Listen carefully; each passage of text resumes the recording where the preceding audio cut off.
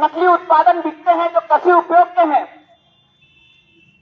वो मानकता के आधार पर असली ओरिजिनल दवाइयां बिकती, ओरिजिनल बीज बिकते, ये सब होता। लेकिन आज मार्केट में अनेक प्रकार की ऐसी विभिन्न कंपनियां, जिनको शासन प्रशासन को भी नहीं पता है कि वो कंपनियां कौन सी दवाई बेच रही है, कौन सी बिजाई बेच रही है, जिससे किसानों को भी हानि हो रही है।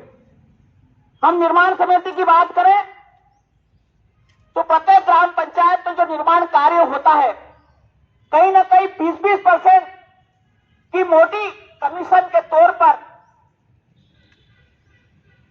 कट करके लोगों को, सबको पता है, सब अधिकारियों को भी पता है, जनप्रतिनिधियों को भी पता है, लेकिन सब चुप्पी साधे हुए हैं। और इसके कारण जो निर्माण कार्य होते हैं उसमें गुणवत्ताहीन निर्माण कार्यों को सही दर्शा करके, प्रमाण पत्र दे करके, उनकी गुणवत्ता बता करके पैसे की निकासी हो जाती है, जबकि पंचों और सरपंचों की सहमति होना अनिवार्य होना चाहिए।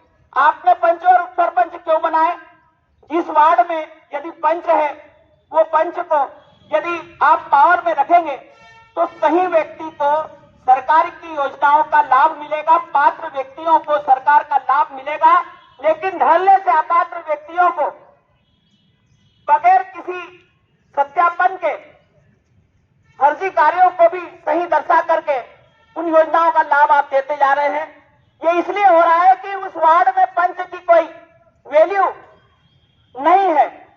ये इसलिए हो रहा है कि उस पंचायत में सरपंच की वैल्यू नहीं है, जिसके कारण जो जनता के टैक्स का जो लाखों करोड़ रुपए सरकार के पास आता है, और सरकार इस भारत की दिशा को सुधारने के लिए, निर्माण कार्य करवाने के लिए वो पैसा आम जनता गांव तक भेजते हैं। और सरकार ने एक पहले जो बनी थी सरकार, तो उन्होंने कहा था ग्राम उदय से भारत उदय, और ग्राम उदय तो नहीं हो रहा है।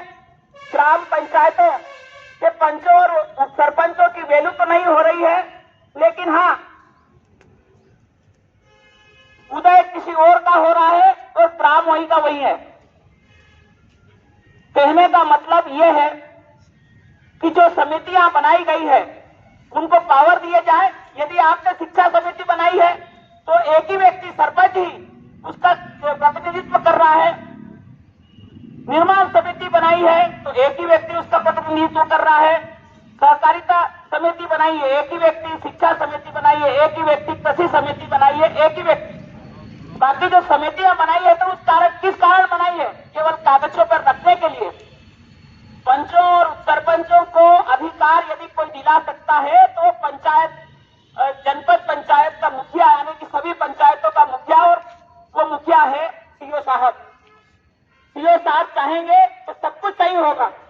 पंचायतों में जब पंच उप सरपंच चुने गए, उनकी बैठक व्यवस्था नहीं है, कुर्सी टेबल की व्यवस्था व्यवस्थित नहीं है, वहां पर पीने के पानी की व्यवस्था नहीं है। 6-6 महीने हो गए पंचायतों में पंचों और सरपंचों के बोर्ड नहीं बनाए गए, ना वहां पर लगे, और बाहर जो प्रिंट करके रखे हैं कि आवश्यक नंबर ये अधिकारी के ये जनप्रतिनिधि के ये, वहां पर पंच उप सरपंच के नाम नहीं है। वहां एक नल चलाने वाले के नंबर है, लेकिन पंच उप सरपंच को वहां पर भी दरकिनार कर दिया गया।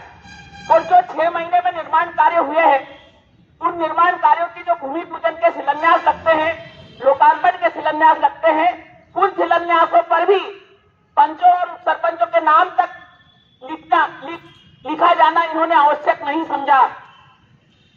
किसी राजनीतिक पार्टी के मंडलाध्यक्ष के, कई तो महामंत्री के, कई के मंत्री के, पंचायत हमारी, जनप्रतिनिधि वहां के पंच उप सरपंच, और नाम किसी और का, इतना ही नाम लिखाने का शौक है तो उनको बोलो कि खरंजा भी वही करा दे उनके जेब से पैसे से। तो ऐसी अनेक समस्या है जिनको परिवार का मुखिया ही ठीक कर सकता है। खुले तौर पर मनरेगा जैसी सरकार की रोजगार उन्मुखी योजनाओं पर मशीनों से काम करके भ्रष्टाचार होता आ रहा है, और सरपंच, सचिव और सहायक रोजगार सभी पंचायतों में मशीनों से काम करके अपने परिवार के लोगों को मजदूर बनाकर फर्जी मजदूरियां बगैर मजदूरों का मौके पर जीओ टैग करके उसका भुगतान जनपद से हो रहा है, जिसके भी विरोध में ये आज का धरना है। मैं यदि झूठ बोल रहा हूं तो बताओ, मशीनों से काम हो रहा है कि नहीं हो रहा है?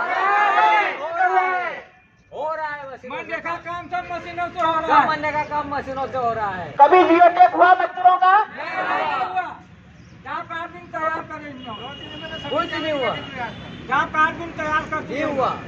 ये लोग जिन पंचायतों में ये सब चोर बेटे। सब चोर है। जिन पंचायतों में स्वच्छता अंतर्गत शौचालय निर्माण हुए हैं, शासन की 12,000 रुपए निर्माण सामग्री के दिए जाते हैं, लेकिन पंचायतों में पंचों और सरपंचों की सहमति के बगैर वर्षों से पुराने शौचालय जो बने हुए हैं, उनके फर्जी शौचालय के पैसे जो सरपंच सचिव और सहायक रोजगार तीनों की मिली भगत के कारण उनके पैसे डाल दिए गए। डाल देंगे। जहां पर शौचालय वर्षों से बने वहां पर डाले कि नहीं पैसे?